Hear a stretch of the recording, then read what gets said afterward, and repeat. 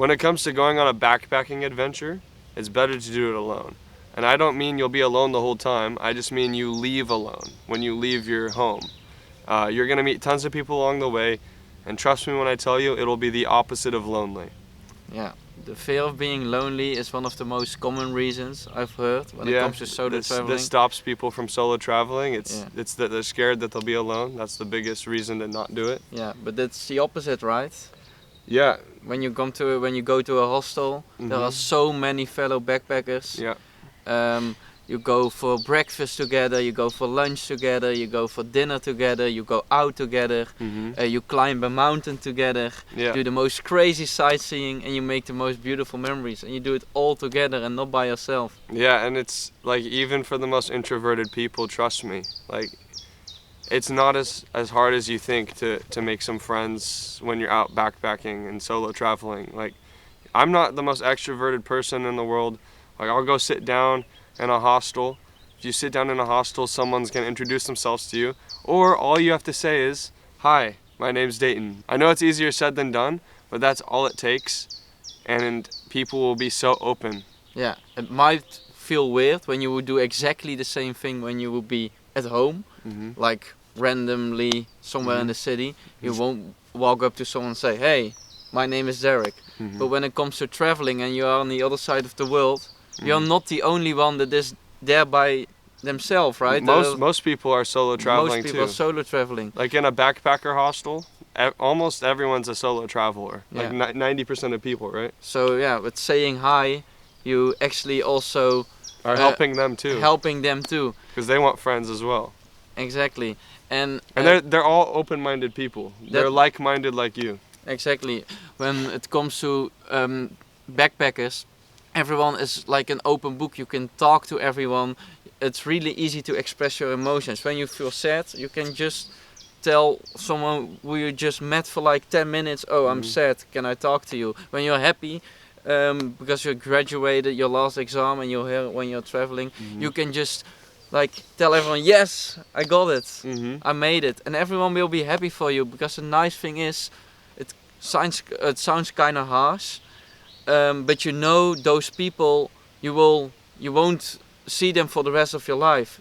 They will go home, you will go home one day, and they are not going to talk shit about you because they don't know you. Yeah, they don't know anyone you know. They don't know you at all. They'll never see you again unless you want to see them again, like me and Derek. Exactly. Like we met backpacking in Malaysia. I'm American, he's Dutch, so you don't have to see them if you don't want to see them. So there's no downside. Like, there's no risk. There's zero risk whatsoever. If you let's say you do act like a complete idiot, which is all in your head, by the way. But if you do somehow act like the biggest freak in the world, it doesn't even matter because you still won't see them. Yeah. So. And nobody will judge. Yeah. Because there are a lot of weird people. Yeah. When you're traveling, to be honest. There are a lot of weird people, so people won't even notice. Yeah, exactly. That's reason number 1 for solo traveling. The fear of being lonely is irrational. I feel like the audience is going to get bored in this setting, so we have to switch up the setting. Derek, let's sit on this rock. Yeah, sure. Here, you go over there. I'll move the camera. Last thing we want to talk about is that solo traveling completely gets you out of your comfort zone and allows you to grow as a person. So when you're solo traveling, there's going to be lots of high highs, maybe the highest highs of your life if you're like me, but also the lowest lows of your life where you feel the shittiest. So it's a giant roller coaster.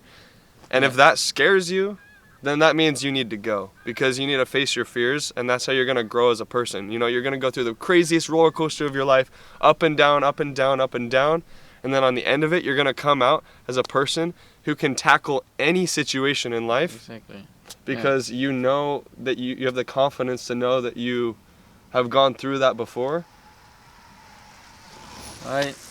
You have the confidence to know that you've gone through that situation before, and that you can get past any situation that life throws at you because you know you've done it before. Even the smallest decisions that fear you benefit you for the rest of your life.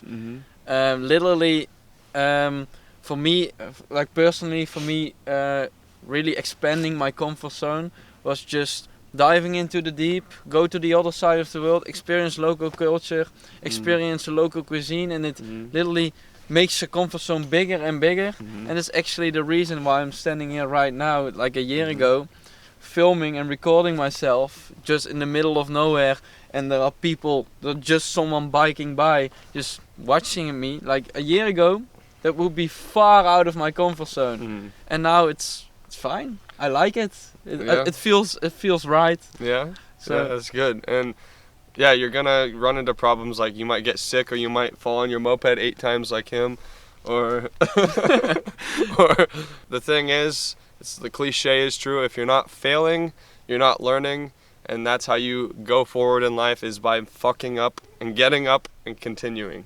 step out of your comfort zone because it helps you growing as a person. Yeah.